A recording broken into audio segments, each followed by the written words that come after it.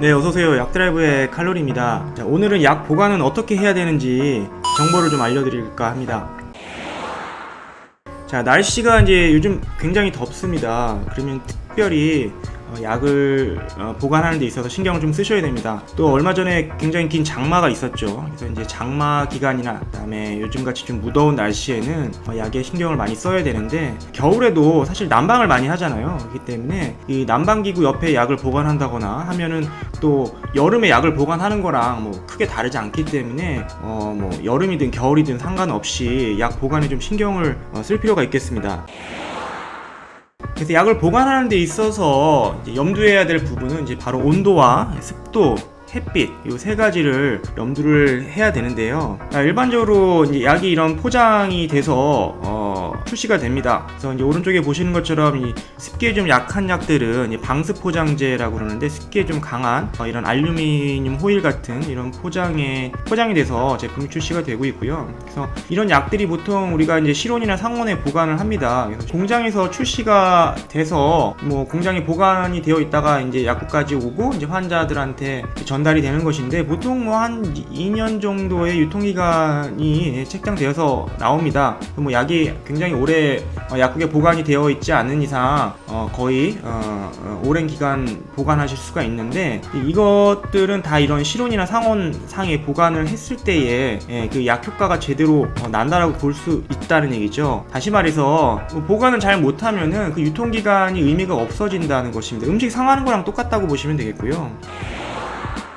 보통 이런 포장이 오지만 이제 조제를 하게 되면은 여러 가지 약들을 한꺼번에 드셔야 되기 때문에 이렇게 드시기 편할 수 있게 포장을 저희가 해드립니다. 오해하시는 것들이 이런 포장에 밀봉돼서 딱 포장이 되어 있다고 해서 이 약들이 이 주변의 어떤 환경에 보호를 받는 건 아니에요. 물론 어느 정도는 되겠지만 주변의 어떤 온도나 습도, 아까 말씀드린 햇빛 이런 데에 노출이 되면 약의 효과가 떨어질 수 있기 때문에 절대로 이 패키지 자체를 너무 믿으시면 안 된다는 것입니다. 이제 까먹지 않고 드시려고 이런 케이스에 담아서 보관을 하시는 경우가 많은데, 뭐 며칠 정도 까서 담아 놓으시면 되겠지만 뭐 한 달, 두 달을 다 까서 보관하시면은 절대로 안 되고요.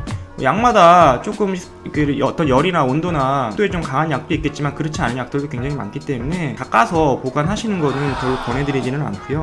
더군다나 이제 가루약으로 해달라는 분들도 있어요. 특히 이제 요양원이나 이제 음식 연화곤란 있으신 이제 어르신들은 가루약으로 부득이하게 해드리는데 알약을 삼키질 못하시니까 이런 경우들도 이제 장마철이나 이런데 잘못 보관하면은 이렇게 떡처럼 굳습니다. 보관에 좀 더 유념하셔야겠고요.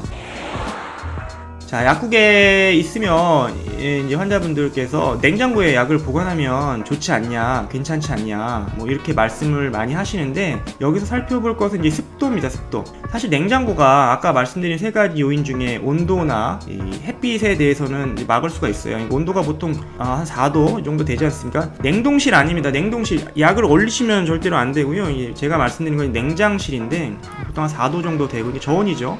실온 안에 들어오죠. 그리고 이제 문을 닫아놓으면은 햇빛이 들어오지 않으니까 이 두 가지의 어떤 환경 요인으로서는 좋은 환경이지만 이 습도가 상대적으로 꽤 높아요. 물론 이제 비가 오는 날씨나 장마철에는 습도가 굉장히 높습니다. 90% 이상이 되기 때문에 이런 비 오는 날에 비해서는 냉장고 습도가 낮은 편이지만, 보통 우리가 일반적인 뭐 봄이나 가을 날씨는 사실 50%보다도 안 되거든요. 굉장히 건조하잖아요. 그렇다면 냉장고보다는 오히려 밖에 보관하는 게 더 좋을 수도 있다는 얘기입니다. 옛날 냉장고 같은 경우는 이 습도가 굉장히 낮아요. 그래서 음식을 넣으면 음식이 좀 쉽게 건조되거나 말라버리는 경우가 종종 생겼죠. 하지만 요즘 냉장고들은 굉장히 기술이 좋아져서 이런 이제 야채나 채소들, 과일들을 오랫동안 보관할 수 있게 습도가 한 60%에서 70% 정도 맞춰져 있습니다. 꽤나 높은 편이라고 볼 수 있죠. 물론 그 약을 보관하는 데 있어서 한 60%, 70% 정도까지는 그래도 괜찮다라고 얘기를 하기 때문에 보관할 수 있는 가장 높은 습도라고 보시면 돼요. 이보다 높으면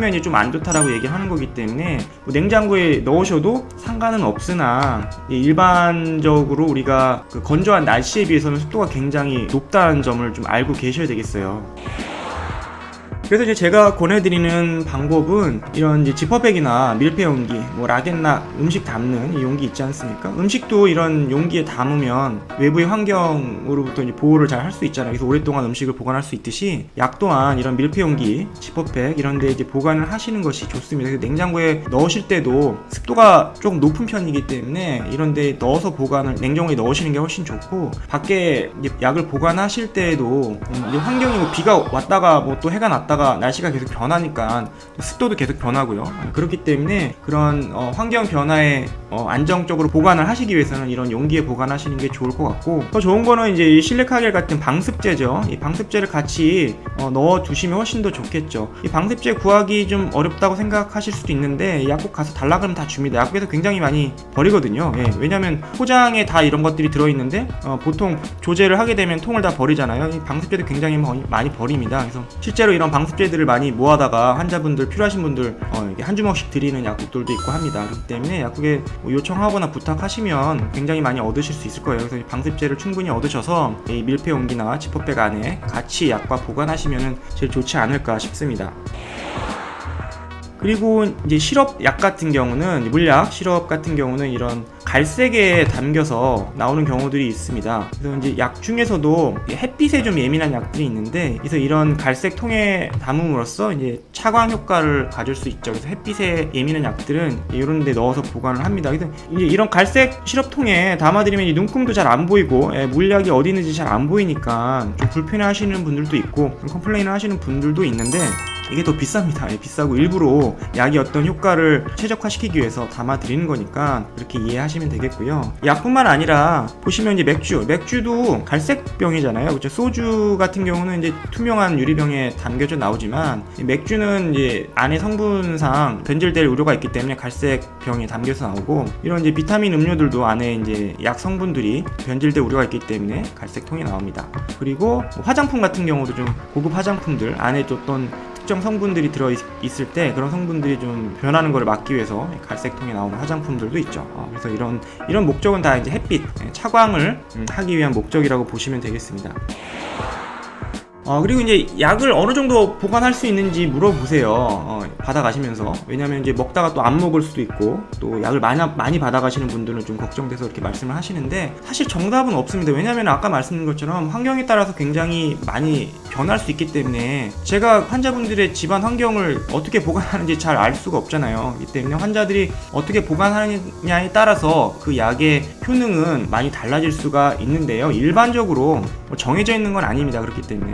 하지만 일반적으로 조제된 알약이나 가루약 같은 경우는 뭐 실온이나 상온 좀 어느 정도 건조한 상태에서 보관을 하시면 한 6개월 이내로 드시는 거는 큰 문제는 없으리라 보고요. 물론 뭐 습도가 높거나 햇빛이 드는 이런 데 보관을 하면 6개월이 뭐예요. 뭐 며칠 이내로도 약이 터지거나 또 변질될 수 있겠죠. 시럽이나 안약 같은 경우는 사실 이제 제가 뭐 1개월 이내에 이제 복용하시라고 써놓기는 했지만 그 치료 기간 내에 드시고 폐기하시는 게 사실 가장 좋겠고요. 이제 항생제 시럽 같은 경우는 뭐 물론 모든 항생제 시럽이 그런 건 아니지만 이 냉장고 보관을 좀 해야 되고 예민한 약들이 있기 때문에 이런 약들은 뭐 한 1, 2주 이내로 복용을 하시는 것이 좋다고 권해드립니다.